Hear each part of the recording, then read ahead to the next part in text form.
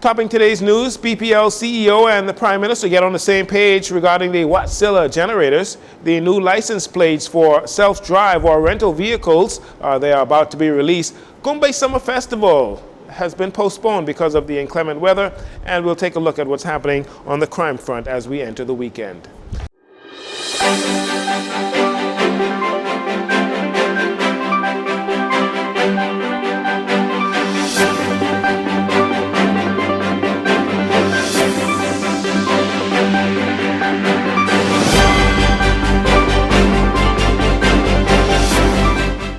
Good evening, Bahamas. I'm Jarino Saunders. This is your JCN Evening News. It is a pleasure to have you join us.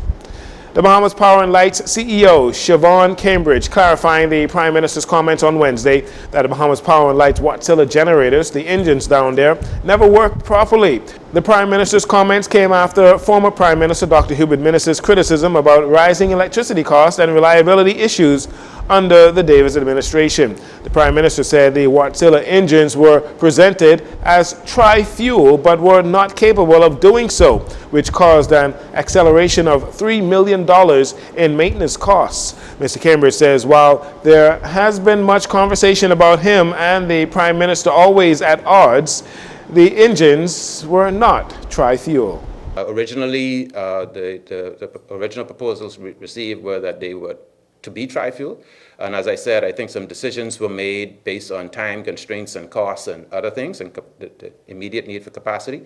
So while they're not tri-fuel ready, they're tri-fuel capable. And that means that they would require some works to convert them to being tri-fuel. So they, as designed, they're dual fuel, they're LFO and HFO engines. To get them to be tri-fuel will require an additional, at the time it was around about a £500,000 investment. I think we have made some recent inquiries and that has gone up significantly as a result of all the things that are happening on the market with supply chain issues and the like. He explains the generators gradually became compromised because of the time constraints modifications. I think what the PM was getting at was recently I had the opportunity to brief him.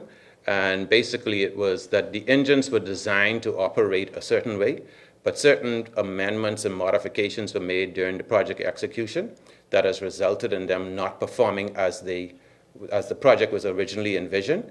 And that has resulted in some eating or eroding of some of the fuel savings benefits that were envisioned with the project, as well as some of the operational and performance issues.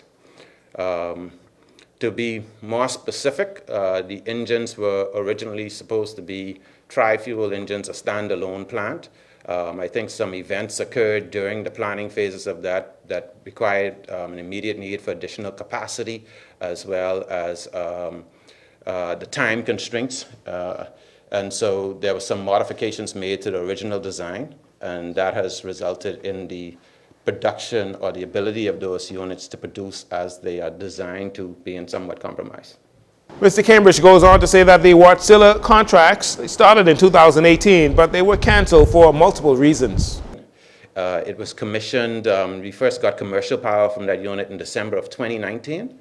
At that time, the decision was made to put the operation and maintenance of that plant in the hands of the OEM, which would be Wärtsilä. And they had a 2-year contract, which was subsequently extended for another year into a 3rd year. But in reviewing that contract, we had some concerns, and not really with Wärtsilä, but just with the efficiency or the efficacy of that whole arrangement in terms of from a financial and operational perspective. And so we made the decision to cancel that contract in 2022. In December of 2022, and we've taken over the management of the plant, the O&M, ourselves. To convert the generators to tri-fuel, Mr. Cambridge says it would cost about $4 million for each engine.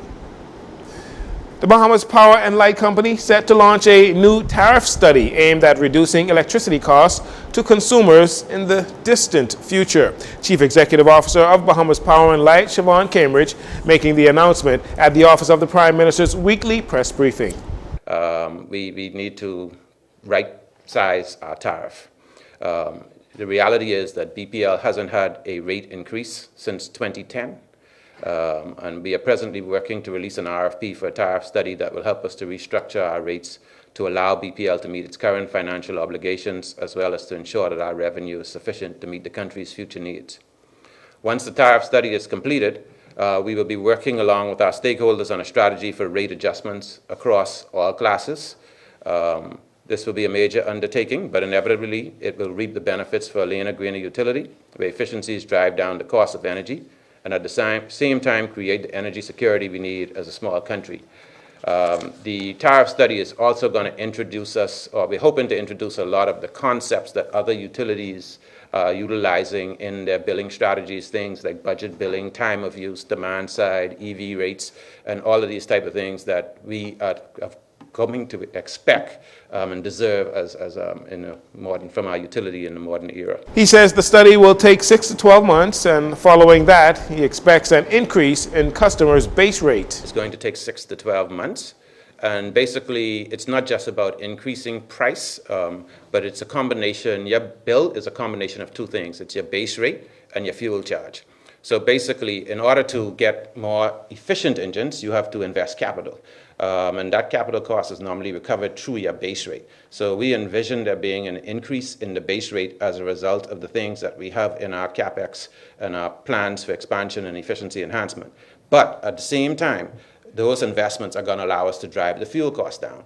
And we envision the fuel cost going down sufficiently to offset the increase in the base rate, as well as to provide you some discounting. So the net impact to the consumer is planned to be less.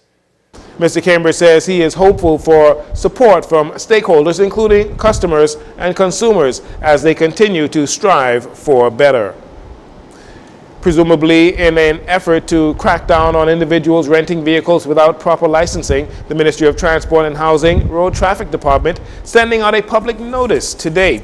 Effective immediately, the yellow self-drive SN plates in New Providence have been replaced. Franchise owners of SN self-drive plates are asked to return the yellow plates and collect the new white and green SN plates from the Road Traffic Department, section number 3 at the Thomas A. Robinson Stadium. Collection commences on Monday, July 31st from 8 a.m. to 3 p.m. Owners of license plates numbers 0001 through 1000 can collect on Monday. Plates 1001 through 2000 can collect on Tuesday. Rental plates 2001 to 3000 can collect on Wednesday. Plates 3001 to 4000, you can collect your plates on Thursday. And owners of plates from 4001 to 5000 can collect on Friday. That's next Friday. If further information is required, please contact the Road Traffic Department.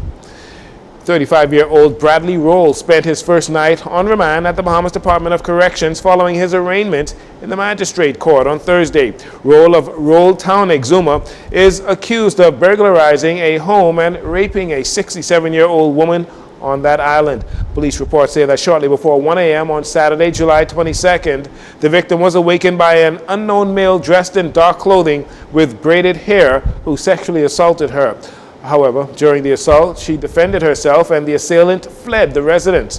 When he made his first appearance before acting magistrate Roberto Reckley, Roll did not have to enter a plea and was denied bail.